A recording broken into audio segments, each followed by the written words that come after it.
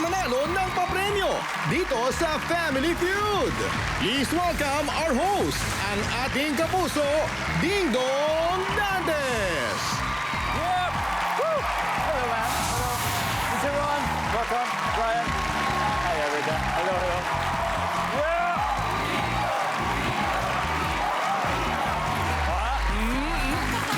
Hello, Kel. Hi. Let's go.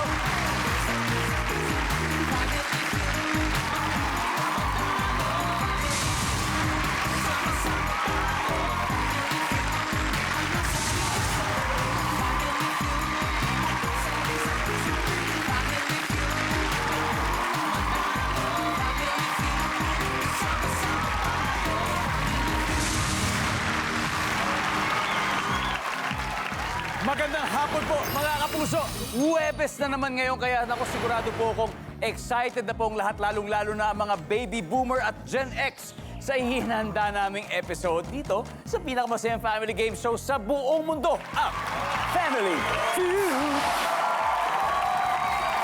More tawa at more saya ang throwback episode po natin ngayon. Pero may tanong muna ako sa inyo. Sino sa inyo ang nakakaalala kina the great Mr. Ronaldo Valdez, the great Direk Eddie Garcia, at siyempre, ang daking Fernando Po Jr. Ang idolo nating lahat. Ngayong hapon po, makakasama natin ang mga leading lady nila. Gusto nyo ba yon? Ako gusto ko pong makilala po natin ang mga maglalaro. Umpisahan na po natin sa Team Marine. At siyempre, ang team captain po, ang ilaw ng kanilang tahanan. Nagbida po simula pa noong dekada 70 and now a doting grandmother, Ms. Ana Marie Ditar. Hello, welcome to Family Feud.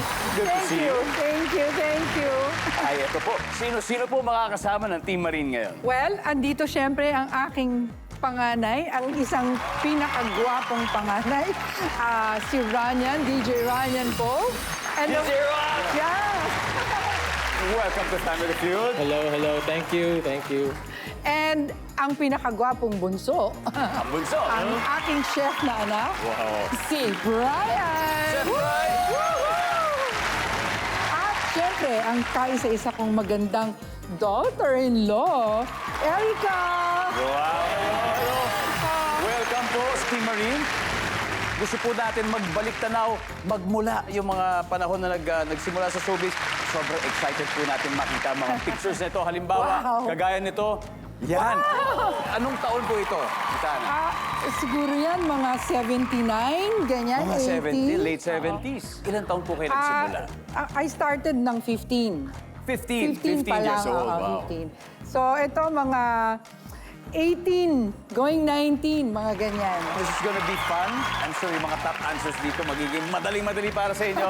Good luck po sa Dapat. Team Marine. Sana. Thank you! Ito po ang makakalaban nila. Siyempre, the family is headed by another fine leading lady, this time from the 1980s, Team Ugarte. Led by Mutiana Pilipinas 1983 first runner-up and crowned the most beautiful girl in the Philippines, Miss Laika Ugarte, 1983. Welcome to Family Feud. It's my pleasure. Naku, sana noon pa ako na-imbita. Gusto ko dito maglaro gabi-gabi. Ay, ito na po. Talagang susulitin ho natin yung pagkakataon ito. At siyempre, kasama ang Team Ugarte. Sino-sino po ba kasama? Yes, partner ko for 13 years, si Kiel. Kiel, welcome, Kiel. Welcome. Ang pinakamasungit kong anak na si Kim. Kim. Alam na. Tapos yung pinakakikay ko namang anak, si Liza. Yes, Liza. Meron din tayong throwback para sa inyo. Ito po, tignan natin ang picture ni Miss Laika. Wow. This is taken mga 1982, 80s, mga ganun 83, po. ganon, yes. Wow. Yeah, mutya ng Pilipinas yung nasa gitna, tapos yung nasa right. Nagmo-model pa ako niyan, hindi pa ako artista. Yan, Yung nasa model. left, artista na ako. Beautiful then, beautiful now. Siyempre, ang lead, ang mga captains ng mga pamilya na maglalaro ngayon. Good luck again sa Team Ugarte and Team Marine. Ito na po, magkaibigan po sila. Pero this time, mag-aano muna. Magtutunggali muna sila for 200,000 pesos. Friendly competition, kaya ito na. Are you ready po? Okay. Are you ready na? Yes. O tara, let's play round 1. Agad-agad.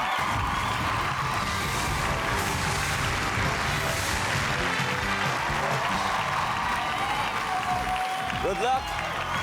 Ito na po. Top 5 answers ang hinahanap natin. Titigil na sa pag-inom ng alak ang isang tao kasi blank. Miss Ana. Kasi may sakit. Kasi may sakit. Oh, and usually, sa atay. Usually sa atay. Nandiyan ba kasi may sakit? Yes. Top answer. Miss Ana, pass or play? Play. Play. Let's go, let's go, let's go, let's play. DJ Ron, titigil na sa pag-inom ng alak ang isang tao kasi blank. Change life na siya. Change life. Kumbaga, healthy lifestyle. Healthy lifestyle. Katulad ng ina-advocate ni DJ Ron, kung sinusundan niyo siya sa kanyang social media accounts, sinishare niya ang kanyang mga healthy tips. Yes, sir. Yes, Yeah, sir. that's right. Change lifestyle. Pero tama yun, tama yun. Brian, Okay. titigil na sa pag-inom ng alak ang isang tao kasi blank. Tumataba. Yes. Oh, nakaka-add talaga yun. Nakakatagdag sa weight yan, di ba? Dahil tumataba. Good. Team Ugarte, pwede na po kayo mag-usap-usap. Erica, you have to get this. Titigil na sa pag-inom ng alak ang isang tao kasi blank. Wala nang pera. Wala nang pambili. Come on, come on. Totoo Di yan. ba? Totoo yan, totoo yan. Wala daw pera. Yep. Miss Laika, titigil na sa pag-inom ng alak ang isang tao kasi ano po kaya? Tumaba na. Tumaba na. Taba Oo, na. kaya nga, Sobrang nasagot na taba. po yun. Team Ugarte, it's time to steal. Titigil na sa pag-inom ng alak ang isang tao kasi blank. Lasing na? Lasing na. Ano ba yung maximum number bago malasing dapat? Depende. Pero sa sa'yo, ano ba? Secret, secret. Ay, ngayon, isa na lang. Isa lang, isang bombote. Isang bote. Hindi niya gusto yung kung paano siya pag nalasing na siya. Oh. But usually, ano ba nangyayari? Natatapilok sila usually eh. Yung mga ganon, di ba? Ayaw niya na matapilok. Oh, delikado yun. Yes. Kiel. Nagbalik loob. Balik loob. Isa yun. Ito po ay mga suggestions na po nila, Miss Laika. So ano kaya sa tingin niyo ang tamang sagot? Titigil na sa pag-inom ng alak ang isang tao kasi... Hihiwalayan na siya ng asawa niya. Wow! Hop! Tigil mo na yan or else. Oh, iiwan na daw ng asawa. Nandiyan ba yan? Survey says. Wala! Number 3. Number 4. Wala na. Number 5. Ganun talaga niya ka-trip, di ba? Talagang hanggang mamatay, talagang tinodo niya. Nako, pasok agad sa scoreboard ang Team Marine. May 84 na po sila. 84 points. 84 points. Team Ugarte, nako, you got your whole family behind your back para makahabol kayo. Don't worry, may 3. Maraming salamat po sa pagtutok dito sa Family Feud. Nandito ang dalawang lead actresses noong dekada 70 at dekada 80. Nako, may restback po na ang kanilang mga pamilya para makakuha ng 200,000 pesos na papremyo. At matapos ang unang round, 84 points na ang Team Marine.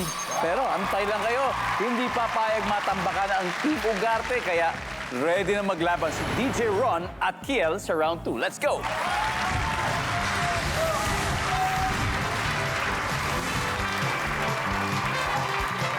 Yes. Grabe, alam nyo, sobrang lodi talaga si DJ Ron. Bukod sa pagiging tech DJ and producer ng dance and house music, si DJ Ron ay may-ari din po ng tattoo shop. Di ba? Sa Makati. Yes, yes, sir. Ano ba yung kwento ng tattoo niyo? Actually, dito sa left side ko, it's all more on Filipino side. Filipino side. And then on the right side, it's more of like the US side, my experience. So. Oh, you lived there. You studied in the Yes, US? yes. I studied in the States also. Ilang taon ka sa US? More than 15 years. Oh, matagal din. Yeah, medyo matagal na rin. Half of your life. Half of my life. Ito naman po, si Kiel naman po ay nagtatrabaho para sa isang kumpanya sa Amerika. Yes. Tama po, kumpanya sa Amerika. Pero dito nakabase sa Pilipinas. Yes, tama po. Yan, alright. So good luck sa inyo. This is round 2. 6 answers ang hinahanap natin. Kung hindi sa hotel o motel, Saan kaya nahuli ni Mrs. na pumasok si Mr. at ang babae niya? Sa banyo. Nahuli pumasok sa banyo. Tapusin ko yung tanong, ha? Saan nahuli ni Mrs. na pumasok si Mr. at ang babae nito? Tama naman, sa banyo, ha? Survey says... Okay. Kel, ulitin ko, ha? Kung hindi sa hotel o motel, saan kaya nahuli ni Mrs. na pumasok si Mr. at ang babae nito? Sa bahay ng Kalaguyo. Bahay ng Kalaguyo. Yung mismo, nandiyan ba yan? Okay, pwede. Kel, pass or play? Play.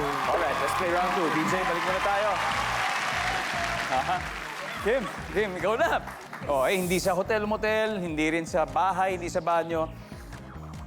Saan pa kaya nahuli ni Mrs. na pumasok si Mr. at ang babae nito?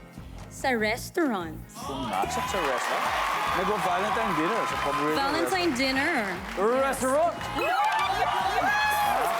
Kim, Liza, saan pa kaya? Kung hindi sa hotel, hindi sa motel, saan pa kaya nahuli ni Mrs. na pumasok si Mr. at ang babae nito? Sa kotse. Sa kotse. Nandiyan ba yung kotse? Walang kotse. Miss Laika, saan pa kaya? Sa bar. Sa bar. Yan, bar. Yep. Nandiyan ang bar. Again, kung hindi sa hotel o motel o lahat ng mga nandyan, saan kaya nahuli ni Mrs. na pumasok si Mr. at ang babae nito? Sa sinihan. Sa sinehan. Nandyan ba ang sinehan? Oh. Isa na lang, Kim. May sagot pa ba ako? I believe in you. You can do it. Ayan. Kung hindi sa hotel o motel, saan kaya nahuli ni Mrs. na pumasok si Mr. at ang babae nito? Sa mall. Simple lang. Sa mall. Sa mall. Nandiyan na ba ang mall? Isa na lang to. Boom! At dahil dyan, ito na po ang ating score, 93 points for Team Ugarte at may 84 pa rin ang team. And we're happy to have you back here in Family Feud. Hindi rin po natin matatawaran ang aming happiness kasi very encouraging ang comments nyo tuwing live stream namin. Sana po, wag na wag po kayo magsawa, lalo na yung mga solid Family Feud dyan sa Barrera Senior, Lupi, Camarines Sur, Kawayan City, Isabela, Baliwagan, Balingasag, Misamis Oriental, Cordova, Cebu, sa mga taga-Governor Generoso, Davao Oriental, at Makunakon, Isabela. Please just have fun. Have fun watching like we have fun putting on a good show for all of you, mga kapuso. At kayo dito sa studio, may fun pero seryoso po yung laban ng Team Marin, may 84 points, at Team Ugarte na 93. Kaya ito, pagtapatin na natin ang dalawang foodies. Ang entrepreneur na si Chef Brian, di ba? And ang mahilig naman sa Japanese and Italian food na si Kim. Wow naman, let's go play round 3. Good luck. Good luck, Chef. Okay. Let's do this. Double points round, ha? Top 6 answers are on the board. So, nag-survey kami ng 100 babae. May pangalang nakatato sa braso ng lalaking nanliligaw sa'yo. Okay, lalaki nanliligaw. Ang tanong, kaninong pangalan kaya ito? Go! Kim. Sa nanay niya. Pangalan ng nanay. Of course, Mama's boy. Diba? Pwede yan. Survey. Nanay, tatay. Of course, marami akong kilalang ganyan. Brian, kaninong pangalan kaya ito? Sa lola niyan. Sa lola naman. Di ba? Mad sa lola. Nandiyan pa si lola.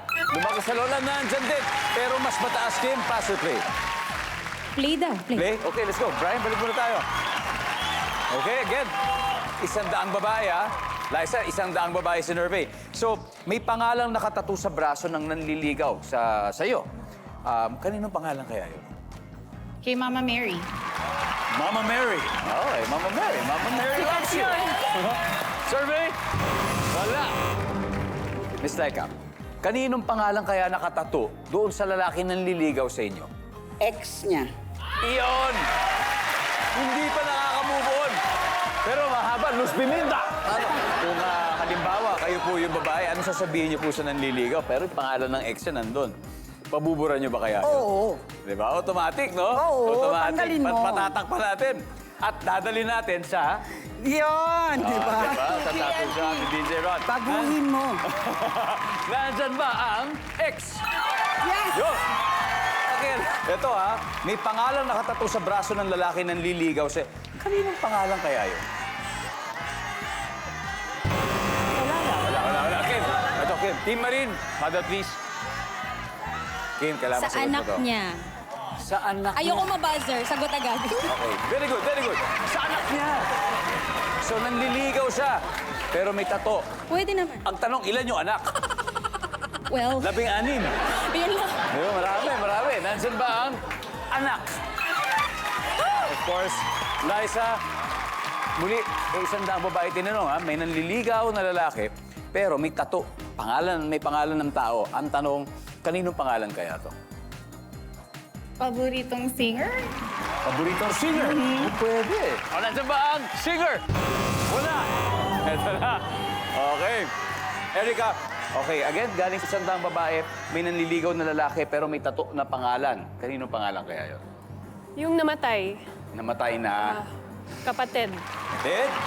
Brian? Pet. Pet. Okay, pangalan, DJ Ron. Ano kaya? Madalas, I'm sure you get this all the time sa PNP. Jesus. Ni Jesus. Yun, madami Jesus. talaga yun. So, Yeah. Mom, I think it's... Yan. And I'm sure from experience. Pero, eto na. Miss Ana. Eto na kaya, susundin kaya niya ang sabi ni DJ Ron. Again, kaninong pangalan kaya ito na nakatato sa lalaking nanliligaw sa inyo? Ang sagot niyo po ay... Jesus! Alright, Jesus! Nandyan ba si Jesus?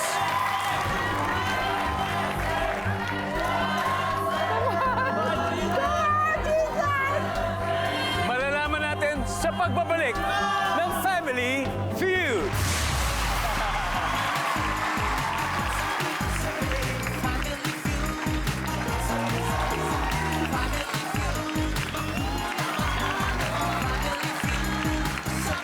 Family Feud is back.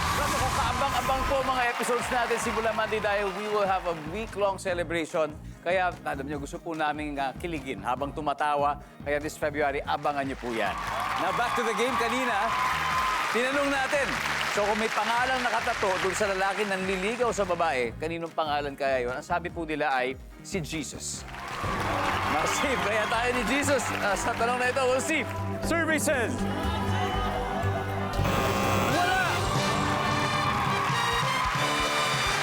Tignan natin.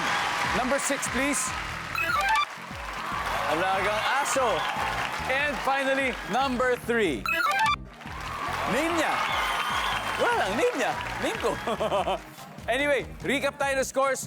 Leading pa rin with 261 points ang Team Ugarte. Team Marin may 84 pa rin. Ito na, magkakaalaman na. Last head-to-head battle. Narito na ang manugang ni Miss Ana Marin at daughter ni Miss Laika, Erica and Liza. Let's play the final round.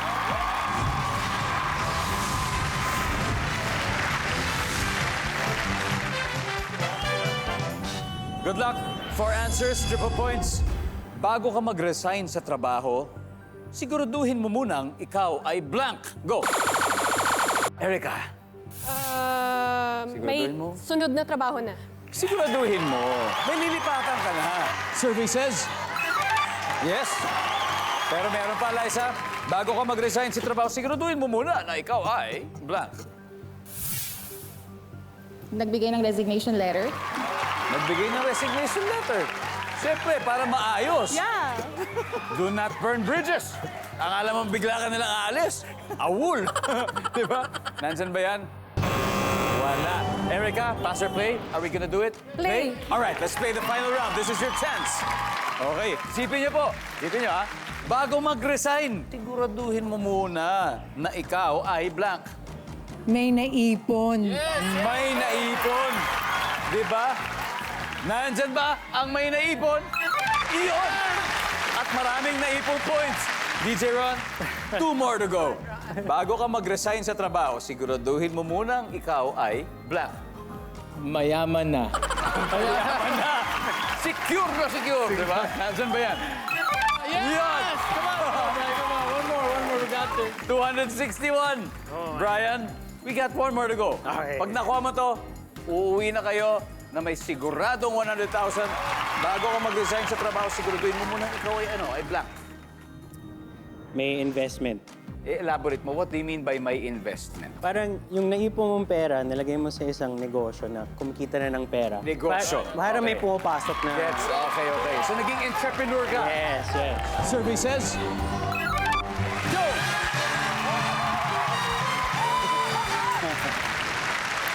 Ang ating final score, Team Marine, 381 points, 261 points ang Team Ugarte. We hope to have you back. Yes. Palakpakan po natin ang Team Ugarte.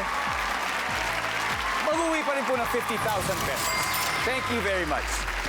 And, syempre, Team Marine, congratulations! Oh, 100,000! Grabe na, perfect yung final round.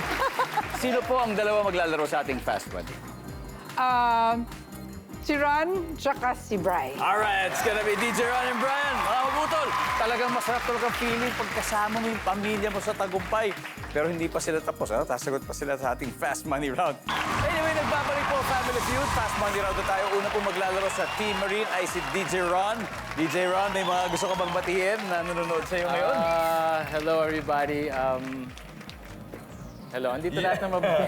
Yeah, I'm sure your friends are watching. Yes. And they're so proud of you, DJ Ron. I hope so, I hope so. Yeah, lalo na ito, sasagot mo lahat to. Madali lang ito.